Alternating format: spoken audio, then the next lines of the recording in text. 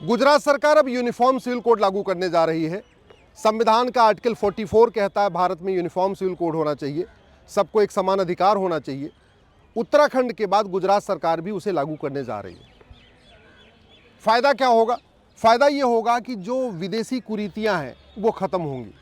फ़ायदा ये होगा कि जो महिलाओं के खिलाफ बहुत सारे अत्याचार होते हैं वो कम होंगे। यूनिफॉर्म सिविल कोड लागू होने से गुजरात में बाल विवाह सबके लिए अपराध हो जाएगा, बहु विवाह करना सबके लिए अपराध हो जाएगा, हलाला एक गंभीर अपराध हो जाएगा, मुताह भी एक गंभीर अपराध हो जाएगा, मिस्यार भी गंभीर अपराध हो जाएगा। भारत में जो कुरीतियाँ आई उनके खिलाफ कानून बना, उनको अपराध घोषित किया गया कानून बना के। सती प्रथा भारत में कुरीति शुरू हुई तो कानून बन गया, छुआछूत कुरीति शुरू हुई तो कानून बना।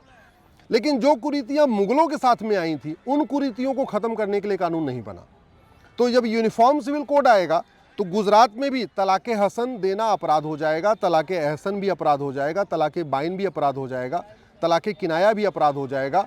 सबका ग्राउंड्स ऑफ डिवोर्स कॉमन हो जाएगा, सबका प्रोसीजर ऑफ डिवोर्स कॉमन हो जाएगा, सबका डिवोर्स कोर्ट के जरिए होगा, मौखिक या चिट्ठी के जरिए या व्हाट्सएप के जरिए या एसएमएस के जरिए या ईमेल के जरिए ये जो डिवोर्स हो रहे हैं ये बंद हो जाएंगे। आज की डेट में क्रिश्चियंस के लिए जो कानून चल रहा है वो 1872 का क्रिश्चियन मैरिज एक्ट चल रहा है। पारसियों के लिए 1936 का पारसी मैरिज एक्ट चल रहा है। मुस्लिम्स के लिए 1937 का शरीयत एक्ट चल रहा है। और हिंदू, जैन, बौद्ध, सिख के लिए 1955 का हिंदू मैरिज एक्ट चल रहा है। तो ये जो केवल हिंदू मैरिज एक्ट है 1955 में बना, वो स्वतंत्रता के बाद बना और वो संविधान लागू होने के बाद बना।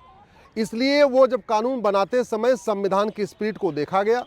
हिंदू मैरिज एक्ट में महिला पुरुष में कोई भेदभाव नहीं किया गया, माता पिता में कोई भेदभाव नहीं किया गया, भाई बहन के अधिकारों में कोई भेदभाव नहीं किया, पति पत्नी के अधिकारों में कोई भेदभाव नहीं किया।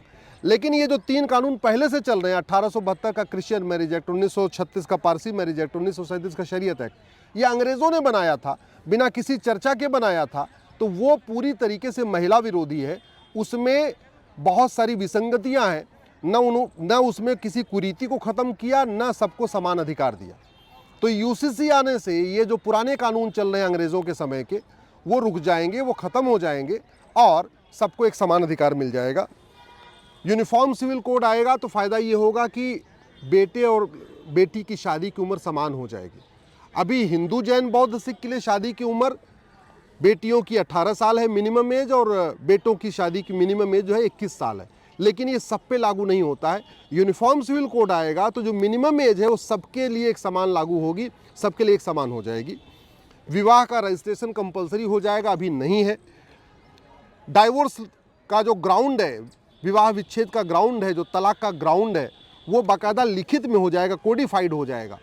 अगर कोड होने पे डिवोर्स होगा, नपुंसकता के आधार पे डिवोर्स होगा, बाझपन के आधार पे डिवोर्स होगा, जो भी होगा वो कोडिफाइड हो जाएगा, सबके लिए लिखित में हो जाएगा। उससे अलावा आप डिवोर्स नहीं दे पाएंगे, चाहे वो मानसिक क्रूरता के आधार पे हो या जिसके आधार पे हो। डाइवोर्स का प्रोसेस एक समान हो जाएगा। फिर ये जितने बाहर चलते हैं ना, कोर्ट के बाहर वाले तलाक, वो बंद हो जाएंगे। सबको कोर्ट जाना पड़ेगा, कोर्ट के ज़रिए होगा, फैमिली कोर्ट के ज़रिए होगा। गुजारा भत्ता का फार्मूला सबके लिए एक समान हो जाएगा। गुजारा भत्ता किसको मिलेगा, किसको नहीं मिलेगा, वो भी एक जैसा हो जाएगा। गोद लेने की प्रक्रिया सबकी एक समान हो जाएगी। गोद लेने का अधिकार सबको बराबर मिल जाएगा, अभी सबको नहीं है। हिंदू, जैन, बौद्ध, सिख में पत्नी को है गोद लेने का अधिकार, लेकिन बाकियों में गोद लेने का अधिकार नहीं है। इसी तरीके से विरासत का अधिकार, जो माता पिता की प्रॉपर्टी में अधिकार मिलता है, वो भी बेटे बेटी को एक समान हो जाएगा, पति पत्नी को एक समान हो जाएगा। वसीयत का अधिकार भी सबको एक समान हो जाएगा। सबसे बड़ी बात, एक पति और एक पत्नी का नियम सब पे लागू हो जाएगा। इतना ऑलरेडी उत्तराखंड में हो चुका है। मैं गुजरात सरकार से मांग करूंगा कि जो यूसीसी बना रहे हैं उसमें हम दो हमारे दो भी लागू कर दें। फिर अलग से जनसंख्या नियंत्रण कानून नहीं बनाना पड़ेगा। और ज़रूरत भी है इस समय, क्योंकि जनसंख्या विस्फोट के कारण बहुत सारी समस्याएं हो रही हैं। संविधान निर्माताओं ने 1948 में इस पर चर्चा किया था, यूनिफॉर्म सिविल कोड के ऊपर। 23 नवंबर 1948 को इस पर चर्चा शुरू हुई और फिर संविधान निर्माताओं ने कहा कि चूंकि भारत का विभाजन मजहब के आधार पर हो चुका है, जिसको मजहबी कानून चाहिए था वो ऑलरेडी पाकिस्तान जा चुके हैं। जो लोग भारत में हैं इनके लिए अब मजहब के आधार पर कोई अलग से स्कीम नहीं होगी। न मजहब के आधार पर नियम होगा, न मजहब के आधार पर कानून होगा, न मजहब के आधार पर कोई बोर्ड होगा, न मजहब के आधार पर ट्रिब्यूनल होगा, न मज़हब के आधार पे कोई आयोग होगा, न मज़हब के आधार पे कोई मंत्रालय होगा, न मज़हब के आधार पे कोई लोन होगा, न मज़हब के आधार पे कोई वजीफ़ा होगा, कोई मज़हब रिलीजियस बेस पे कुछ भी नहीं होगा। दुर्भाग्य ये है कि 2025 में हम आज़ादी की जब 75वीं वर्षगांठ बना रहे तो भी मज़हब के आधार पे नियम कानून चल रहे। क्रिश्चियंस के लिए क्रिश्चियन मैरिज एक्ट, पारसी के लिए पारसी मैरिज एक्ट, मुस्लिम्स के लिए शरीयत एक्ट, हिंदू के लिए हिंदू मैरिज एक्ट।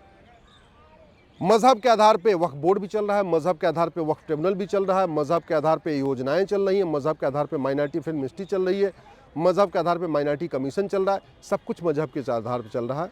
मैं आशा करता हूँ ये बहुत जल्दी ख़त्म होगा। उत्तराखंड में ऑलरेडी यूसीसी लागू हो चुका है, गुजरात सरकार उसको करने जा रही है। वैसे ज़्यादा अच्छा होता कि ये पार्लियामेंट में यूनिफॉर्म सिविल कोड लागू होता, जिससे पूरे देश में एक साथ ही लागू हो जाता।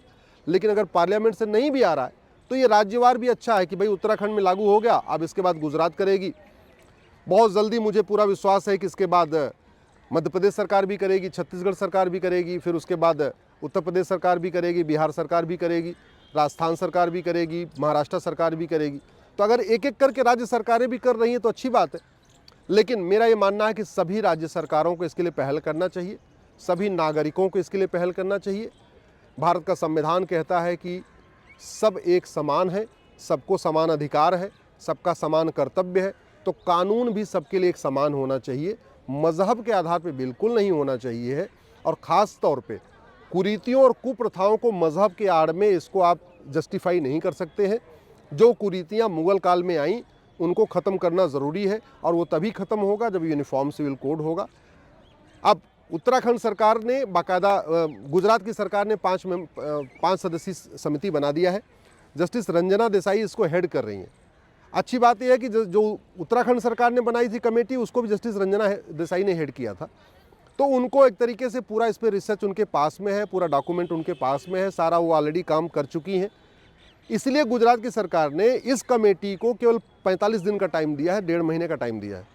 45 दिन में जस्टिस रंजना देसाई की अपनी रिपोर्ट आ जाएगी, उसके बाद गुजरात सरकार उसको विधानसभा में टेबल करेगी।